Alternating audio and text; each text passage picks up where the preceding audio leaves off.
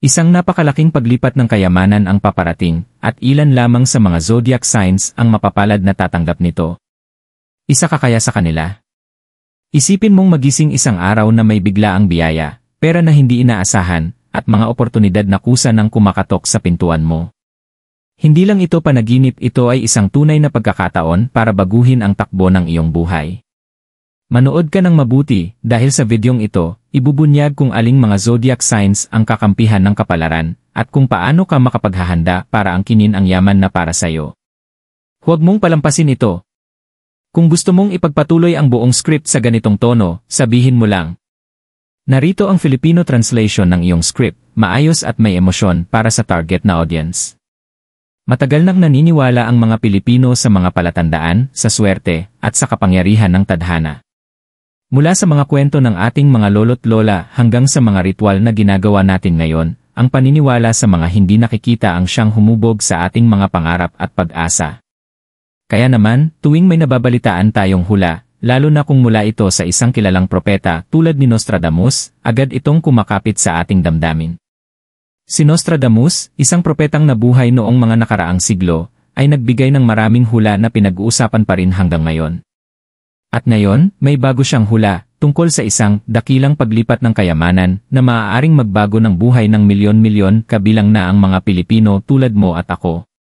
Sa videong ito, malalaman mo kung aling mga zodiac sign ang paborito sa hula ni Nostradamus at kung paano ka maaaring tumanggap ng mga biyayang ito. Kahit naniniwala ka man sa astrology o hindi, baka ito na ang palatandaang matagal mo nang hinihintay. Sabihin mo lang kung gusto mong ituloy ang susunod na bahagi o kung gusto mo ng mas mahabang script base sa structure. Sino si Nostradamus? Sa loob ng maraming siglo, si Nostradamus ang isa sa pinakamisteryoso at pinakabinibigyang usapan ng mga propeta sa kasaysayan. Ipinanganak noong 1503 sa France, naging doktor, astrologo, at tagakita siya na sumulat ng serye ng mga hula na tinawag na Les Prophéties. Ang nakakabighani sa kanyang mga akda ay ang katotohanang tila tumupad ang marami niyang hula, mga digmaan, kalamidad, at malalaking pangdaigdigang kaganapan, minsan ilang dekada o daang taon pa ang lumipas bago nangyari. Dito sa Pilipinas, kilalang-kilala si Nostradamus ng mga nagpapahalaga sa astrology at mga espiritual na paniniwala. Maraming Pilipino ang iginagalang ang kanyang mga hula dahil nakaugnay ito sa malalim nating hangaring maunawaan ang hinaharap at makapaghanda sa darating. Ang kanyang mga sulatin, kahit madalas malabo at sagisag lamang, ay nagbibigay ng pag-asa at paalala. At ngayon, may bago siyang hula, isang dakilang paglipat ng kayamanan na pabor umano sa piling mga zodiac sign. Hindi lang pera ang usapan dito, pinag-uusapan natin ang makapangyarihang paglilipat ng enerhiya, oportunidad, at kapalaran. Para bang mismong universo ang nag-aayos ng mga biyaya, at yaong nakaayon sa tiyak na mga tanda ng zodyako ang makadarama ng buong epekto. Kahit nagdududa ka man o totoong naniniwala, mahirap isnabin ang kasabikang bumabalot sa propesyang ito. Para sa maraming Pilipinong patuloy na lumalaban sa araw-araw na hamon, nagdadala ito ng pag-asa, isang pagkakataong magsimulang muli, umangat, at angkinin ang kasaganahang matagal ng tila hindi maaabot. Sa susunod na bahagi, tatalakayin natin kung ano nga ba ang ibig sabihin ng dakilang paglipat ng kayamanan at kung bakit ito mahalaga para sa iyo. Ano ang dakilang paglipat ng kayamanan? Ang dakilang paglipat ng kayamanan na hinula-hula ni Nostradamus ay itinuturing na isang napakalaking paggalaw sa daloy ng kayamanan, kapangyarihan, at mga oportunidad sa buong mundo.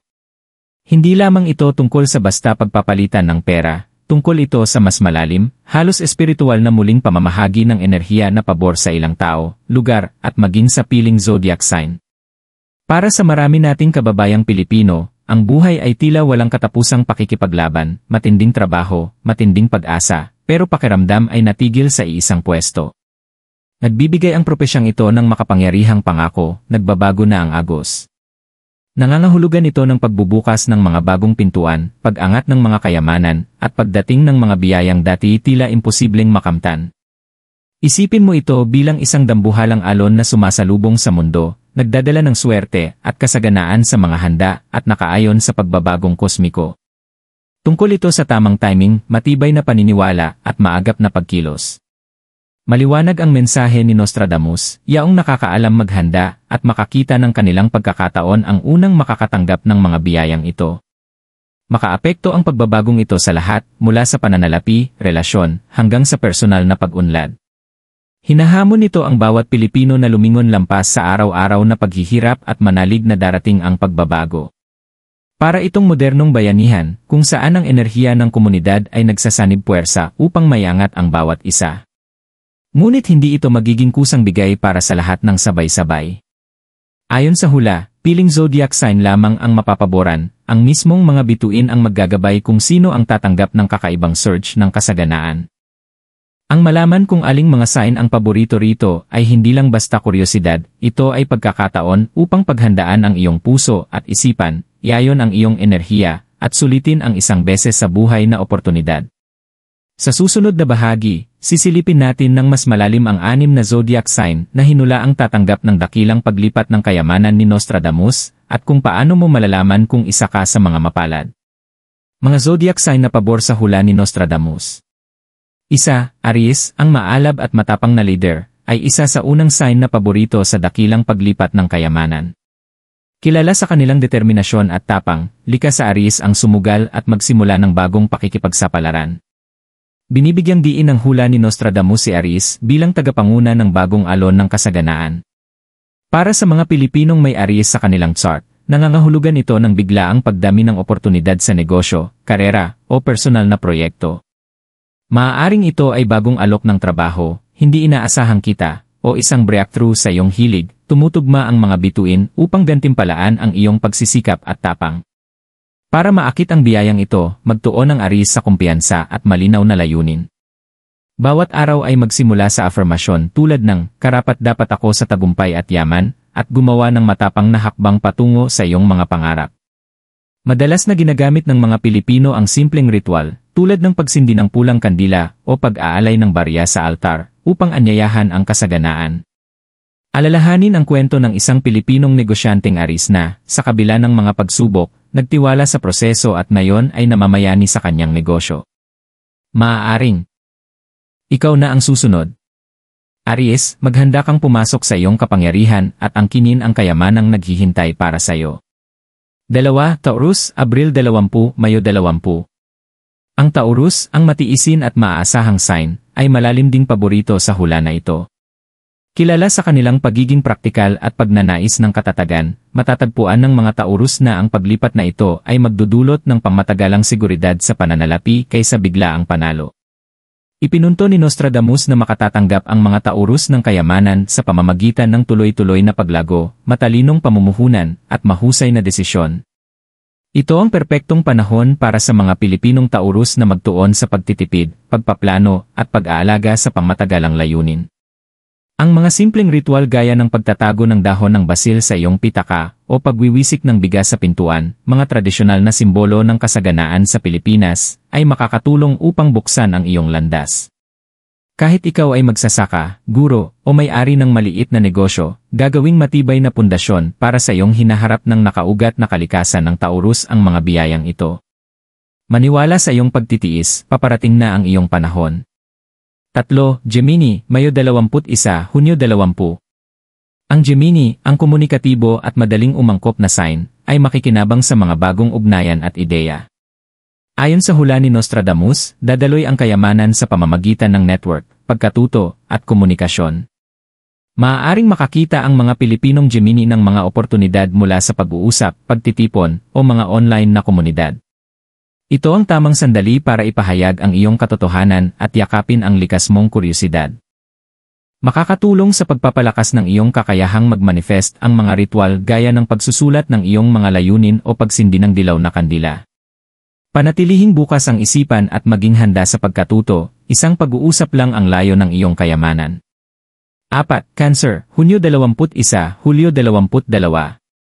Ang Cancer, ang maalaga at intuitive na sign, ay malalim na nakaugnay sa pamilya at tahanan, kaya't sadyang makabuluhan para sa kanila ang dakilang paglipat ng kayamanan.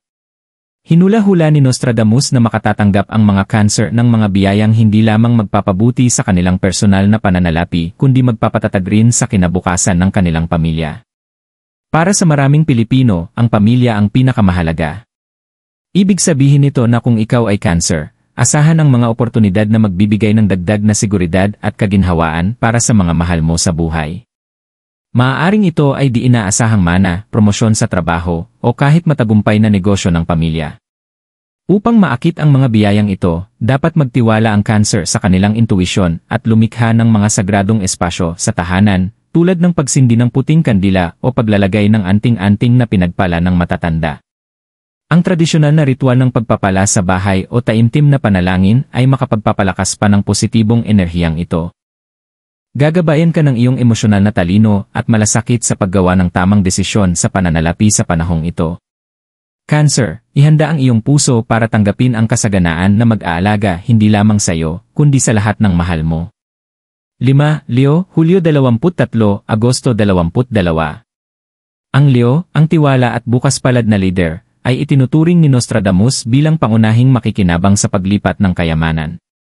Ang likas na karisma at kakayahan sa pamumuno ng tanda na ito ang gumagawang magneto para sa mga oportunidad at tagumpay. Para sa mga Pilipinong ipinanganak sa ilalim ng Leo, perpekto ang panahon ngayon para lumabas sa limelight, mapausad sa karera, malikhaing proyekto, o pakikipagsapalaran sa negosyo. Sinasabi ng hula ni Nostradamus na bubukas ang mga pintuang hindi mo inaasahan. Upang mapakinabangan ang enerhiyang ito, dapat yakapin ng Leo ang mga afirmasyon na ipinagdiriwang ang kanilang halaga, tulad ng "I-ako ay tanglaw ng tagumpay at kasaganaan." Makakatulong ang mga ritual gaya ng pagsusuot ng gintong alahas o paglalagay ng mga mirasol sa iyong tahanan, mga simbolo ng kapangyarihan at sigla upang mapalakas ang iyong swerte. Tandaan, Leo, na ang iyong kabutihang loob ay magpaparami rin ng iyong mga biyaya. Habang ikaw ay umaangat, isama ang iba at ibahagi ang iyong kayamanan sa paraang makakapagpataas sa komunidad. 6. Virgo, Agosto 23, Setyembre 22. Ang Virgo, ang praktikal at mapanuring sign, ay paborito ng hula para tumanggap ng kayamanan sa pamamagitan ng pagsusumikap at maingat na pagpaplano. Binibigyang diin ni Nostradamus ang mga Virgo bilang yaong makikita ang bunga ng kanilang pagod na tuluyang nabibigyan ng gantimpala. Maaaring asahan ng mga Pilipinong Virgo ang tuloy-tuloy na pagbuti sa kanilang pananalapi, lalo na kung mag-focus sila sa pag-organisa, budgeting, at paghasa ng kakayahan. Hinihikayat ng propesya ang pagiging matyaga at pare-pareho, magbubunga ang iyong masusing pag-ugali. Makakatulong sa Virgo ang mga simpleng ritual tulad ng paglalagay ng barya sa garapon o pagsusulat ng pang-araw-araw na layunin upang manatiling nakaayon sa enerhiya ng kasaganaan. Virgo, ang disiplinadong paraan mo ng pamumuhay ang magdadala ng pangmatagalang seguridad, hindi pansamantalang kita. Itutok ang iyong mga mata sa layunin at magtiwala sa proseso. Ritual ng Pilipino para makaakit ng kayamanan.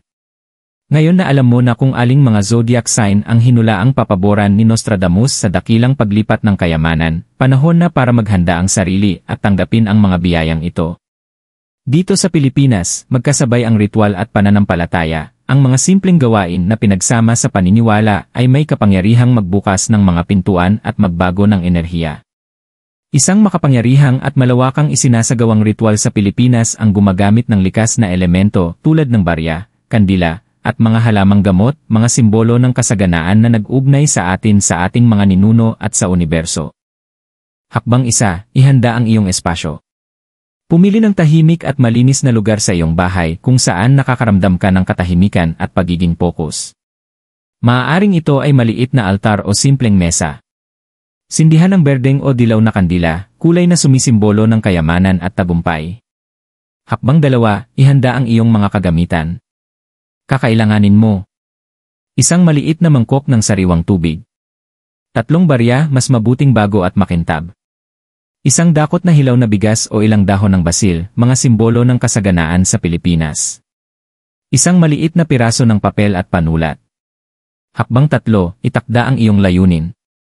Sa papel, isulat ang iyong pangalan, zodiac sign, at isang malinaw at positibong pahayag tulad ng "Ibinubukas ko ang aking sarili at handa nang tanggapin ang dakilang paglipat ng kayamanan." Banggitin ito ng malakas na may kumpiyansa at pananampalataya. Hakbang 4, isagawa ang ritual. 1, ilagay ang mga barya sa mangkok ng tubig. 2, wisikan ang bigas o ilagay ang mga dahon ng basil sa malapit. 3, sindihan ang kandila at ituon ang pansin sa apoy habang inuulit ang iyong pahayag ng 3 beses. 4, Isipin ang kayamanan na dumadaloy sa iyo tulad ng ilog, tuloy-tuloy at sagana. Hakbang 5, pagsasara. Hayaan ang kandila na magsindi ng ligtas ng hindi bababa sa 30 minuto.